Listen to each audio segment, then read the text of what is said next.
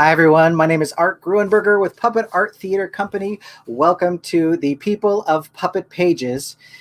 Today's guest is Alex and Olmsted.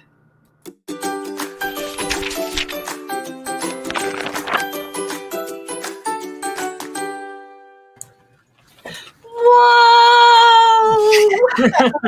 Bravo, bravo. Oh my gosh. Better than the animation, I think.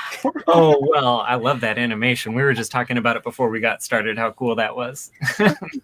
Hi, Art. Hi, Art. Guys. Thanks for having us. Good to see you. Yeah, my pleasure. Thanks for hanging out with me for a few minutes this afternoon. I really appreciate it. I think I shared with you guys on email that I am a fanboy of Alex and Olmsted. I first saw you guys perform at, I think, one of the National Puppetry Slams.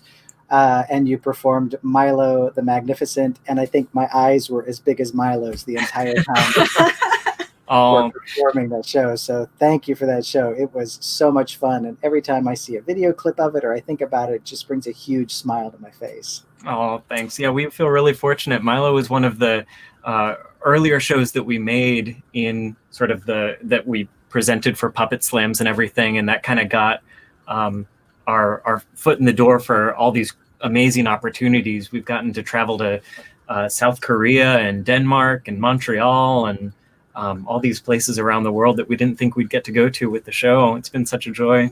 Outstanding. Did you go to the Chincheon Festival in South Korea? Is that where you guys? Yes, we did. Yes.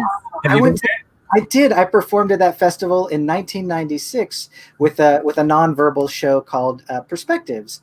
And it was my very first time out of the country, and it was an incredible experience. It was really cool. It's such a cool city, Chuncheon, and the festival is run really well, and just like the performance venues are amazing, and like how cool is it to go to South Korea with a puppet show and like, I don't know, just get to see all the other performers there and not speak the language and just show the taxi driver a piece of paper with some writing on it and hope that you end up at your hotel. And you always fingers crossed. We sat with a bunch of other puppeteers from other countries, some puppeteers from Japan, some puppeteers from Hungary, Korean puppeteers out in this park at 1 a.m. and the entire community was out in the park because it's so oppressively hot and humid there. And we were all telling jokes. And so you would tell a joke, and then it would get translated into Hungarian, and then it would get translated into Japanese. And so you would hear these sections of laughter as the joke finally made its way around this circle out in the middle of this park at 1 a.m. It was brilliant. It was such a positive experience. And I bet they loved Milo there. I mean, what was the reaction of the crowd in Korea for Milo? It was so enthusiastic. I was so interested to know how those audiences would react because we've never performed in Asia before. Different culture, different language. And it was very encouraging to realize that what's funny here is funny everywhere. Right. And laughter is universal. Yeah. And the same thing with it sounds like the show you took, Art. You know, Milo's totally wordless. So there's no language barrier for the show. Which we found is like such a boon to have a show that the presenters don't have to worry about translating or losing part of the audience because they feel like they might not get it.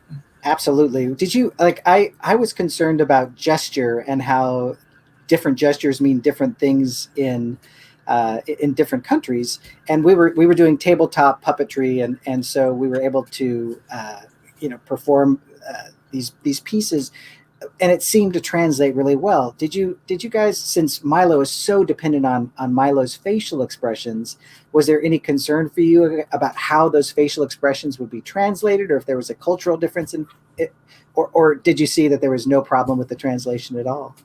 Yes, well, and that certainly figured into how I felt when we were going into it, wondering how it would land with the crowd and if anything might not be clear or communicated, but it totally read. And it was lovely to hear the laughter. I think that feeling of cultural dialogue and diplomacy through art we can communicate about something even if we don't share the same language. We can both laugh about the same experience. This character of Milo, for those who've never seen the show, is an aspiring magician, and he shares all of his magic acts, and they don't always go as planned. And if he makes a mistake, he has to cover for the mistake. And there's the humanity in that. We have all had that experience of making a mistake and it being in front of others and having to backpedal or make it work. It's this universal human feeling. Yeah, I think that's one of the things we realized too.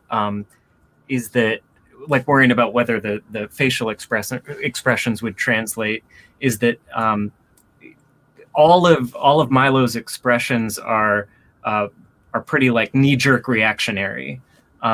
It's not like he's doing a lot of gestures like a wink, which might be interpreted in a different way, or like any kind of like cultural specific facial gesture. It's mostly like, oh God, what just happened? Which, like, everyone knows that feeling of like, oh God, something went wrong. Did they see it? I think they saw it. How am I going to cover? You might have found this art in your experience there, but I loved being able to tell people when they asked what we were doing in Shenzhen, saying we're here with a puppet show. And it sort of shifted how they received us. Oh, you're not a tourist. You've come with something to share. People opened up and lit up in a way. People who weren't even performing at the festival when they found out about that, and I can't. It's almost like I can't imagine going to a totally new country without some sort of offering. Mm. Have you found that art, like when you travel with puppet shows and all of a sudden you tell the taxi driver or whoever you meet that you're here with a puppet show, that like relationship changes? Oh, what I discovered, since that was my very first time out of the country, is that I'm an awful tourist. I mean, I travel a lot just for pleasure, but I would much rather travel with a show because you meet a different group of people than you would normally meet, and you get to engage with them in a very different way. I mean, there's always, in South Korea, and when we took a show to Huddersfield, England, there was the time in the green room where you were sitting with all of the rest of the artists or the techs from that particular country, and you have that sort of theatrical fellowship. And I would much rather take a show somewhere than just go as a tourist, because of exactly what you guys are talking about.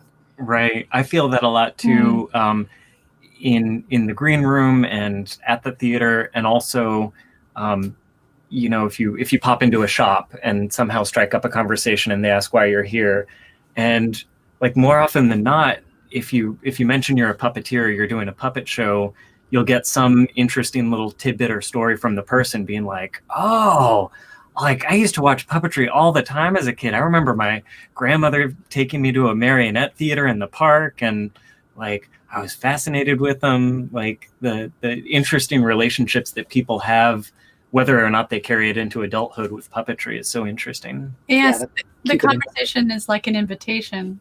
Yeah, absolutely. That green room relationship that you were talking about too, is interesting in the age of COVID, because like if you're doing a streaming show, your green room is your bedroom, and you see who you live with.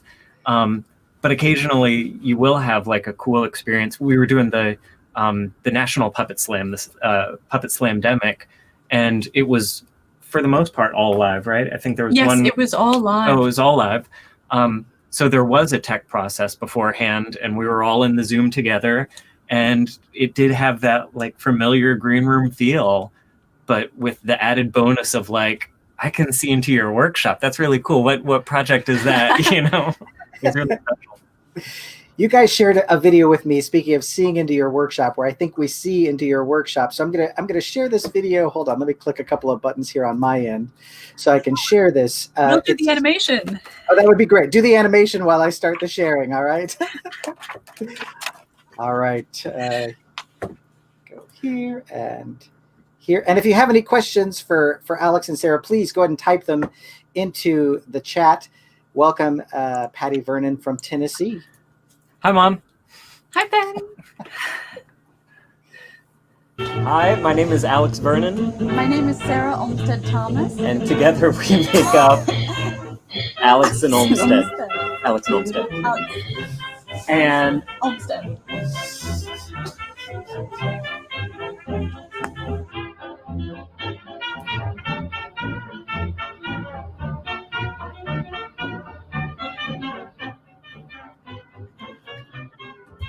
one of the core beliefs that we have as a company about puppetry is that it's an incredible way to create the impossible and tell stories full of magic and wonder, and allows you to do things that normal actors can't do. And so every time we create a new work, we always try and approach it with that in mind. So we don't want to tell mundane stories or stories of everyday life. We want to tell really heightened stories and stories that include magic and wonder. My days were blue and nights were black, but I just knew that she'd come back, for I love her and she loves me. And hey, don't think there ain't no Santa Claus. I know darn well there is, because my cuties do have do.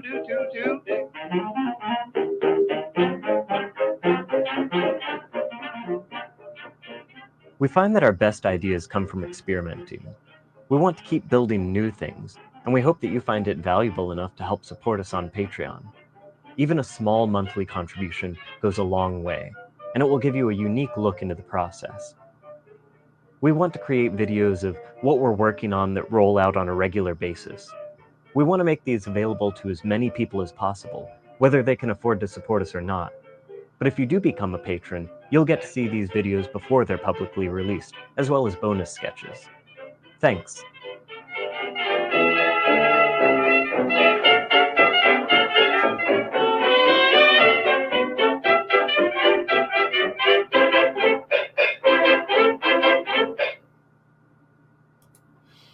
Ouch. Ouch. Ouch! Oh, my head. Dems the brakes. That's what happens.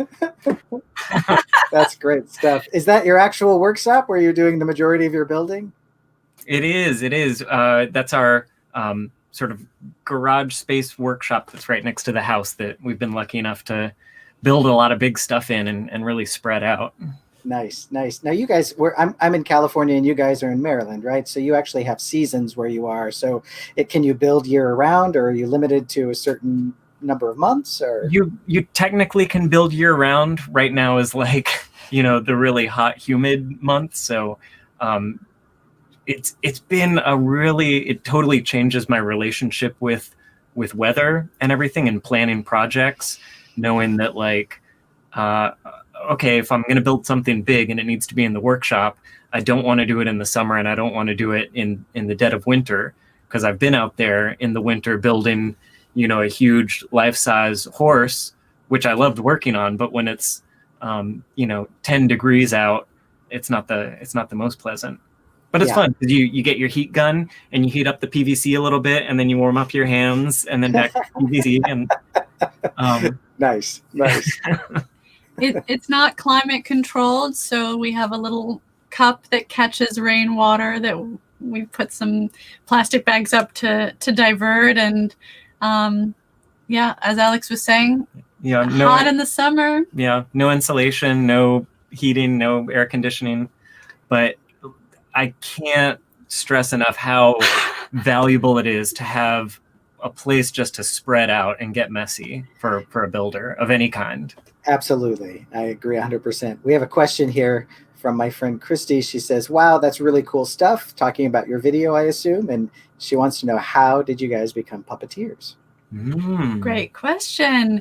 So Alex and I were gigging actors in the Washington, D.C. area, and we were both cast in a Bulgarian folk culture show that involved found object puppetry. Well, if I had to guess, that's exactly what I would have said. So how I know most of the time we don't even mention it. And so, that was there you go. where we sort of learned the basics of manipulation. And after that show, we worked on a couple other shows together, some that had puppetry elements. Mm-hmm. And then we started creating our own sort of short pieces. We didn't even know what a puppet slam was at the time, but there were some performance opportunities in the DC area to try out new work. And then some people in the audience saw a puppet show that we did at one of those, and they were like, "Oh, you got to go up to Black Cherry Puppet Theater in Baltimore and do a slam." And then it was sort of just a domino effect of, oh, and then we'll meet someone at the slam and they'll say, "Do you know about the O'Neill Conference? Do you know about Puppeteers of America?"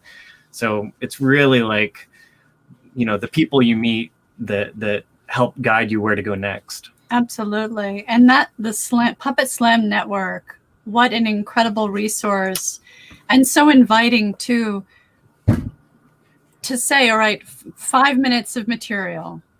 It takes the pressure off of making your magnum opus, and you just makes you throw something out there and make something, and it encourages the development of new material, and it's the reason why we really got our start in the puppetry community.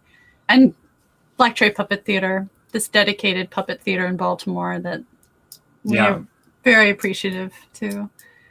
That's really cool. So I think this is my theory that puppeteers either lean towards building or they lean towards performance. And I will build so I can perform, but I know some puppeteers that will perform to fund their building habit. Where do you guys land? Are you performers first and then puppets are the tool, or is it like, oh, I really want to build this mechanism, or is it a hybrid of the two? Where do you guys stand? That's a wonderful question, Art.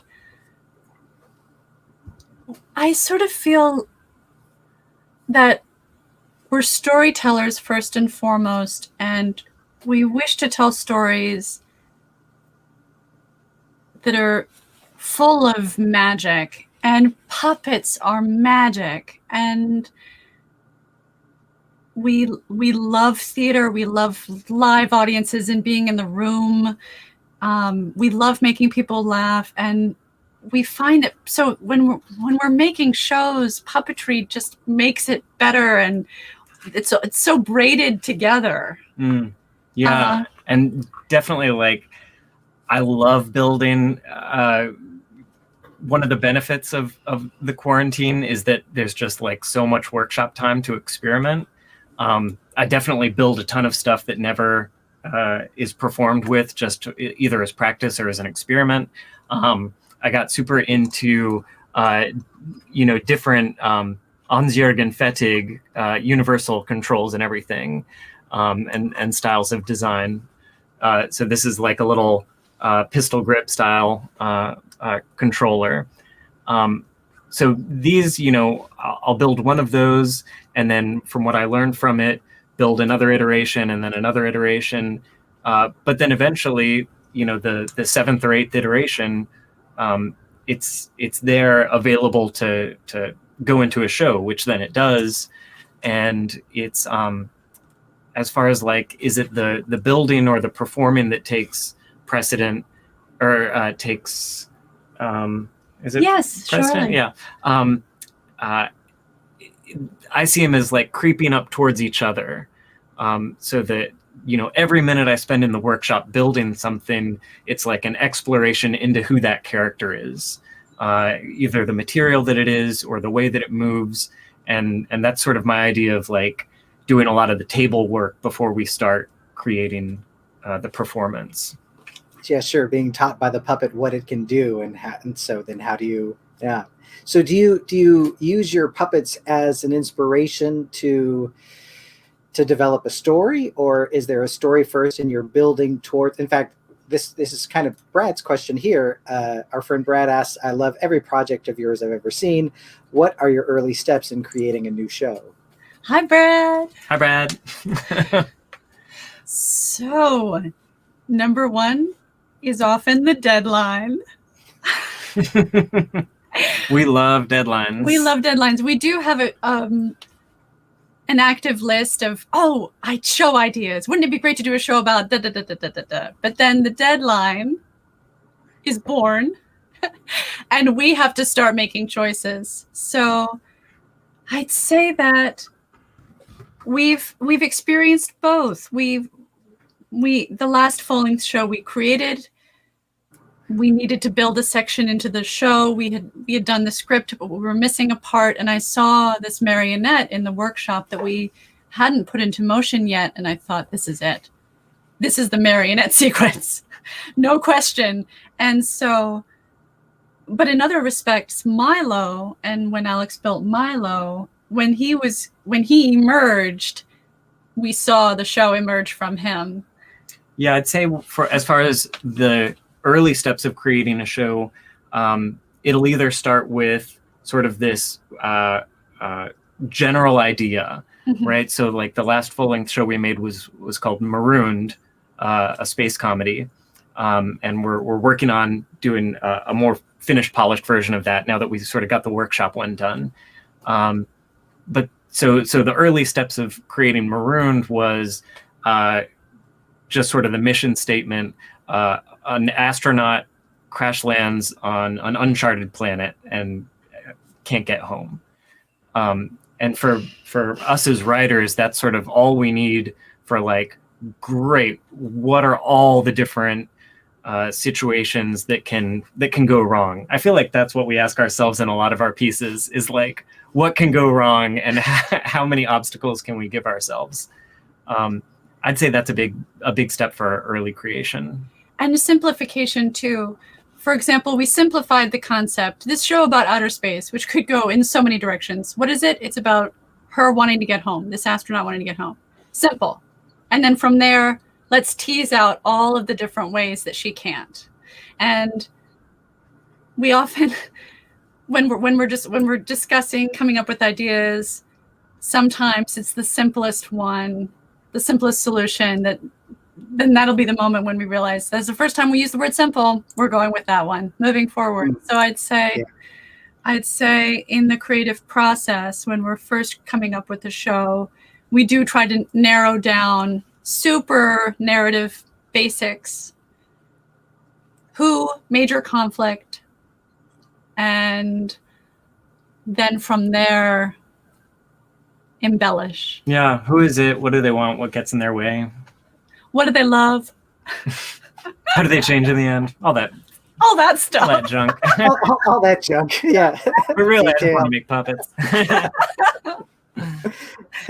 So with Milo, that's a show that has grown, because I've seen different parts that I'd never seen in the original Slam piece, and so and what a great act to be able to say, oh, this would be a great thing for Milo to do. This would be a great thing for. So how is that pretty typical with most of your productions that are that are live? Do they continue to sort of grow and evolve, or is there a place where you're like, okay, this is pretty set, or do you just continue to allow them to develop? It's constantly evolving. I think it comes from coming from a place of creating your own work and devising your own shows, and it just seems so counterproductive to sit down and write a show and rehearse a show and then perform it and not take any of that audience feedback into what the show wants to be, Yeah. So we're constantly changing it. Even the last time we did Milo, yes, which was at Center for Puppetry Arts in Atlanta, it was the final show before everything shut down. And that show was the first time we had tried out a completely new sequence for the, we took the entire show and broke it apart into its different sort of pods and totally resequenced it just for that show. 'Cause we'd been doing it for years, making minor tweaks. And we felt like we got to a point where we were like, oh, this is what the sequence wants to be. Yes, and the benefit of getting to perform that show with so many different audiences, we would feel the moments when the comedic arc would rise, but then would plateau, and other moments when it would just keep building until the next wave. And then we had this opportunity to then analyze that moment. Well, what are we missing? There's some missing piece. Oh, what if we did this? And so then we created that puppet for this next show. But being able to let it grow and to change it, and because we are also growing too, and and the world's growing, and like I feel like everyone's going to have to make at least some kind of modification, even if the show itself doesn't change post-pandemic. Like the energy in which they perform and the energy in which the audience receives it is going to be a totally different world, and everyone's just going to have to adapt and figure out what that feels like. Absolutely. Can you guys talk a little bit? I didn't realize that you guys were performing at the center before everything went crazy. That I think every live puppeteer has a story of, pre everything shutting down and post everything shutting down. Can you talk a little bit about what that was like for you guys? Yeah, I think I can't imagine a better place to have sort of our final show than the center, just because everyone there is so welcoming and with such attention to detail.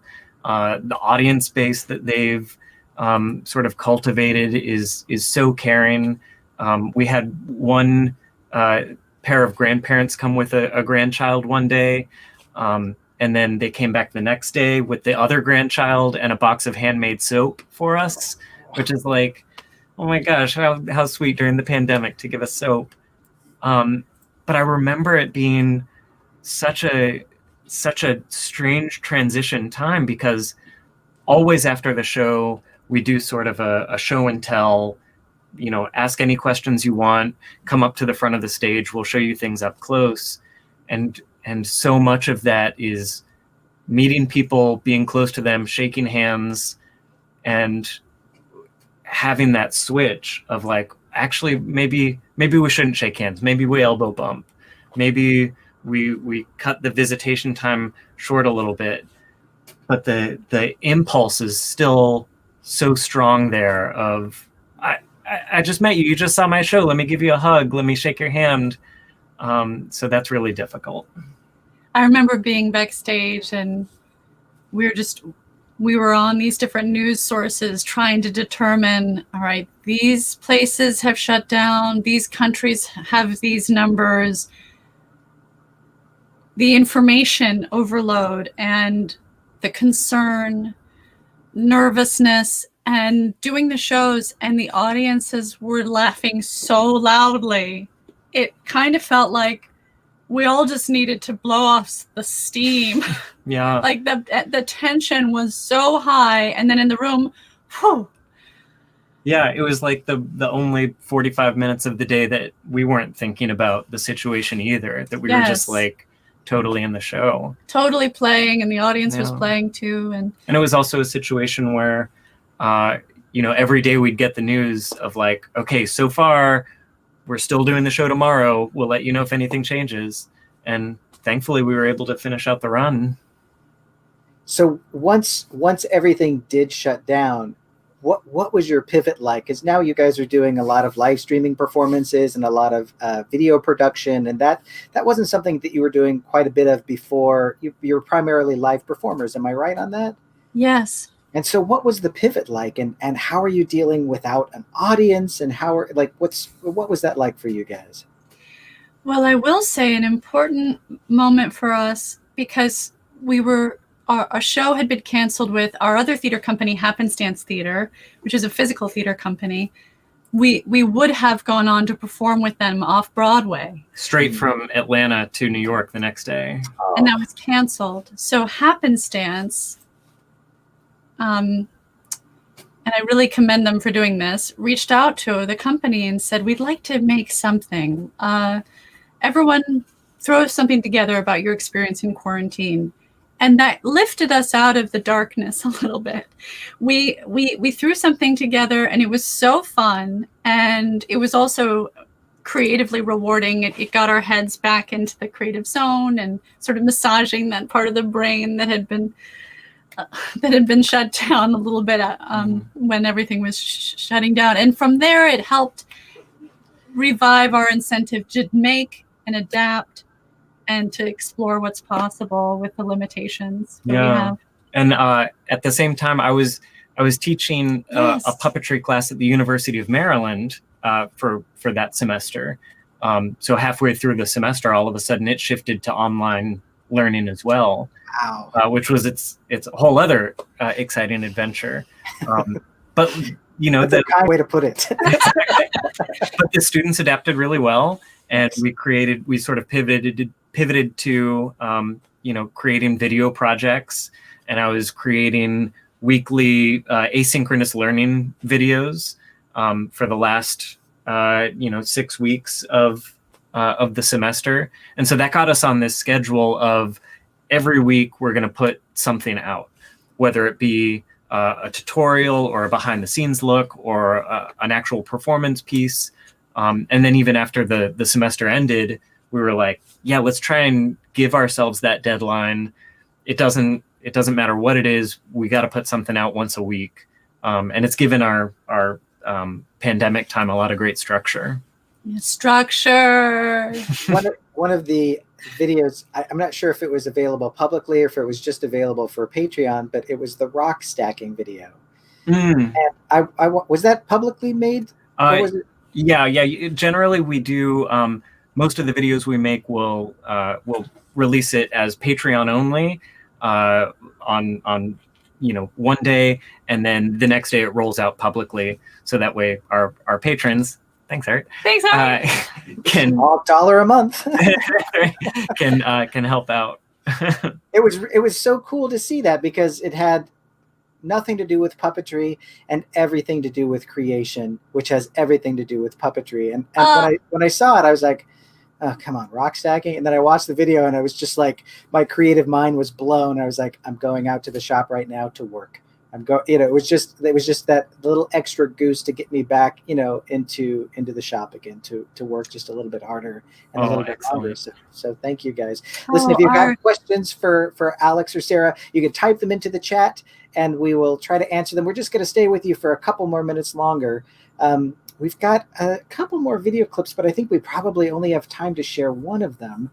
I don't know, you guys, what do you think? Do you have a preference? I know we've got the Shine On video. That's kind of that's a beautiful video. I think that's pretty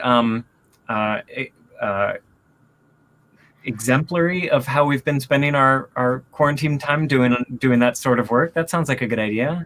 It just doesn't seem like you've been watching enough Netflix to me, frankly. So. We have it on in the background a lot. All right, perfect, Yeah. Good. All right, I'm going to go ahead and share this video here then with everyone and enjoy. This is called, do you want to say anything about this before I started that? Surely, yes. So we met a performer, musician, Janet Klein, doing a virtual vaudeville on Instagram in April, and we connected immediately. She wanted to do something with puppetry. She had a passion for it, and so we thought, well, maybe we could do a collaboration. So she recorded this song that was written in 1908, Shine on Harvest Moon, and we created the puppets to go along with. Excellent. All right, enjoy.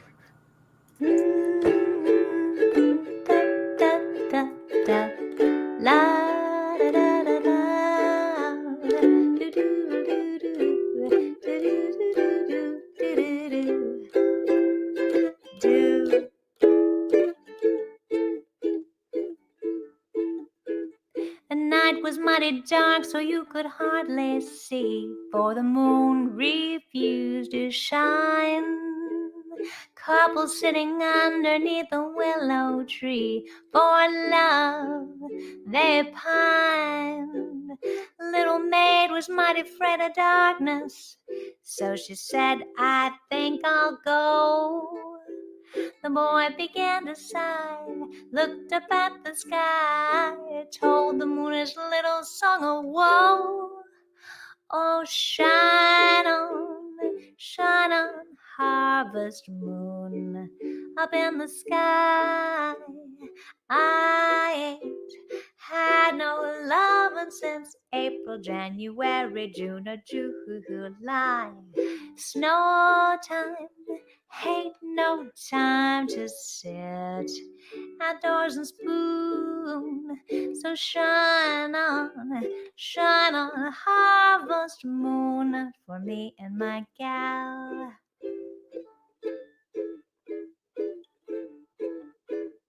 Fancy why the boy should sigh when by his side is the girl he loves so true. All he has to say is, won't you be my bride, for I love you. Why should I be telling you the secret when you know that you can guess? Harvest moon will smile, shine on all the while, if the little girl should answer yes. So shine on, harvest moon up in the sky. I ain't had no lovin' since April, January, June, or July. Snow time, ain't no time to sit outdoors and spoon. So shine on, harvest moon for me and my gal. Doo-doo-doo-doo, la-da-da-da-da, wa-da-da. Ooh, Ooh. April, January, June, or July. Snow time, ain't no time to sit outdoors and spoon. So shine on, harvest moon for me and my gal. Oh. Well, that's just lovely. My favorite shadow puppeteer is Wendy Morton, and she has such an exquisite way of hiding her mechanisms within the shadow. And you guys do sort of a combination of that. You sort of have some of the mechs exposed, which is really interesting, and then it does things that it doesn't look like it should be able to do because there's some hidden mechanisms, or at least hidden from the audience. Is that on purpose, or is that just a function and form, or? It's a bit of both. I think you hit the nail on the head, where we want some to be visible so you can understand what's going on, but also have that disconnect of like, well, I see that something's moving something, but I'm not exactly sure why. Here's an example that we have that. Oh, thank you, dear. This is told the moon is little song of woe. And so it's super simple. It's just a little, basically like 4-bar lever. But figuring out that math for me is really fun, and then figuring out how to actuate it so it's just on a little slide. And actually during quarantine, we decided, because this is a Puppet Pages sort of discussion, that would be one of our sort of online workshops that we would be teaching, is that sort of mechanized paper puppet building and design, and working out interesting little paper puppets like that. That's really cool. You can either use for either use for shadow puppets or 2D puppets like that. Yeah, exactly. God, it's just really fun that it does all all of that all at once. It's great. It's great fun. How is it becoming filmmakers? Essentially, I mean, that's what you've sort of become, and it for me, I've been doing some of the same. Some of the requests for shows that we're doing have been requests for recordings, and I don't want to just record a live show and send them that recording. I want to, since I have the capability, I want to play with different camera angles and play with, and so it's almost like I've become proficient in doing some of the stuff, and now I'm beginning to explore the possibilities now that I've got sort of a baseline level. How about you? Absolutely. I think becoming more filmmakery type people, it's so fun because we love to learn. Like, we love to learn new skills, and what a great time to learn new skills. And creating videos is such a rabbit hole of possible learning opportunities, because you can totally set up your phone and record something and put it out there, and it's fine. But then if you want to start going down the hole of, okay, well, I want to be able to have more control over my focal length or something. So maybe I should do a DSLR camera. And now that I do that, well, now I want really good audio too. So let me learn about microphones and let me learn about all that. And well, now I want to learn about editing because I want, every clip to transition exactly on the downbeat of whatever audio track I have. We get super obsessed about that kind of stuff now that we never did before. Yeah. Yeah. Go ahead. The choreography of the puppet's movement to the musical track becomes so evident on the screen, and wanting to get it just right. We love treating this as the new proscenium, and thinking about how Jim Henson took such wonderful advantage of it when he began working on television. It's not just enter stage right or stage left. You can come up from out of nowhere or from the heavens. Yeah, absolutely. And also being able to bring the puppets up closer than a live audience would ever get to see them otherwise. Which is problematic a little bit, because my puppets are built to be seen from at least 10 feet away. And so I've noticed at times it's like, oh, that doesn't look nearly as good from like this close up to Right. Well, and it's a problem. It's a benefit and a problem too. Like the star puppet is maybe 2 inches tall. So it's great for up close, and it doesn't take up much room in storage anymore. But then when you get up that close, like any little bit of shake is evident. And so it becomes an exercise in little gestures. We experienced that too when we were projecting onto a really big size shadow screen with very powerful lights. That we had these small puppets, but we could make them, bigger than life. But then the smallest jitter would translate to a gigantic, shutter on the screen. So it's fascinating. I find that a lot too.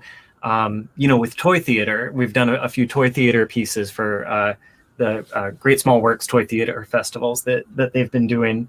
And if you're doing, a puppet on the end of a stick, and you're used to playing to a house and needing it to do this much motion to show that it's moving. If I do that much motion this close, it's like, oh God, you're making me sick. It's just too busy. Like it just you feel that you're on the roller coaster. That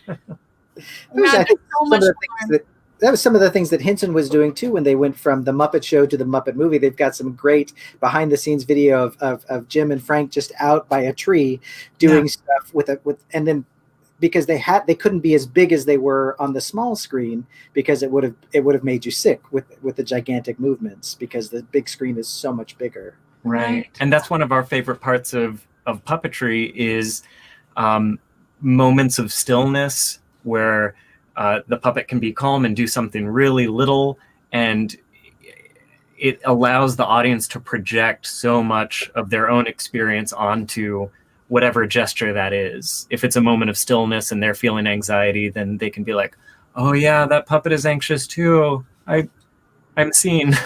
I'm seen. Yeah, it's so important. So true. Absolutely. Yeah. I feel like the audience brings 90% of the performance with them.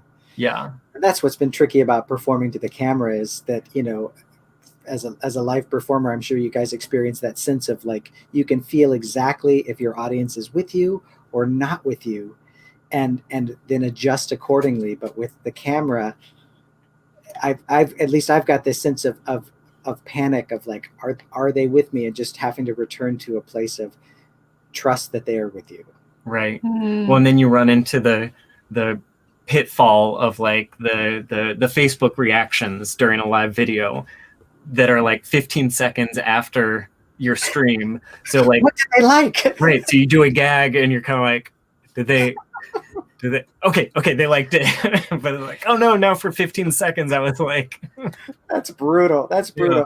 I'll have the YouTube stream going on one of the screens that I can sort of glance over and see. And so I'll do a bit and I'll look over and it's about 5 seconds delayed, and I can see how the bit went and be like, okay, yeah, that went well. Wow. Right. It's such a weird reality. Absolutely. But I love like the chat box, right? Whether in Facebook or YouTube or in Instagram on live videos, being able to see either reactions or the chat of people talking, it makes it feel so much more like a live show. Yeah, absolutely. Yeah. Right. You get that sense of people who are in the room. And as an audience, oh, look who else is here. Like otherwise in the lobby or when you got your seat, you would have been waving, had a little chat, or you would have looked to your neighbor when something was funny to see. Isn't this hilarious? Kind of share that. It's a nice simulation of the murmurs of the crowd, the chat, the live chat. Yeah. And I think that's a real testament to still the importance of live theater, even during the pandemic, when it seems like, oh, well, everything's online. Why don't I just watch a recording? It's not the same. It's so valuable to still have those live performances. Just as a virtual gathering, right? I mean, just as a place, even if it's not all together, it's at least virtually all together. Right. We're all here. We're all experiencing this art at the same time. We've all tuned in. I think about, the days of radio when there would be a radio drama or someone that whoever was delivering into the microphone had no biofeedback for a live audience. They just trusted that in homes across the region, people were tuning into the radio in the living room, and there's I think to that when most of them were live performers going into radio, right? I mean, there were vaudeville performers going into radio, so that's very similar to what we're experiencing, I think, today. That's a really, really good point. Right. And like what, Charlie McCarthy doing ventriloquism on the radio, but like first ever. But it's still entertaining. Like you're like, oh yeah, I can't believe he said that. Like, so funny.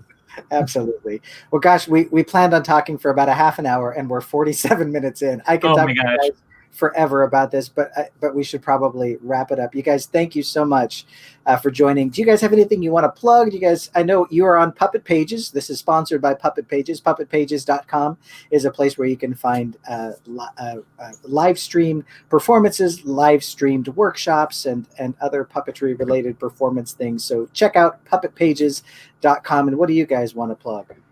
We're currently finishing up the sort of finishing touches on the National Capital Puppetry Guild Puppetry Festival.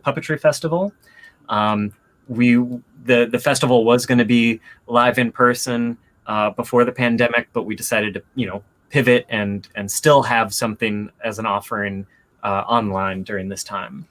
That is August 21st through 23rd. And you can either check out National Capital Puppetry Guild on Facebook or go to nationalcapitalpuppetryguild.org. Is that correct? Yes, yeah. It'll be the National Capital Puppetry Festival. And tickets will be going on sale officially on Friday. And tickets are cheap too. I mean, it's incredibly affordable. I'll try to remember to put all of the links and everything into the chat after we're done with the broadcast. Yeah, tickets are super cheap.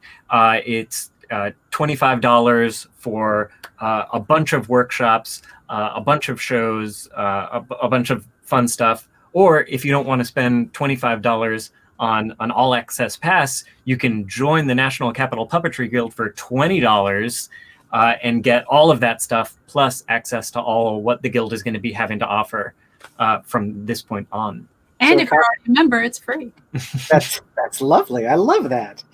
Well, Alex, Sarah, thank you so much for joining us. Please remember to visit puppetpages.com, and I'll put all of the information that Alex and Sarah just talked about in the chat as soon as we're done with this broadcast. Thanks a lot, you guys. Appreciate it. Thanks everybody for joining us today. We'll see you next time. Thanks so much. Go Puppet Pages! Puppet Pages!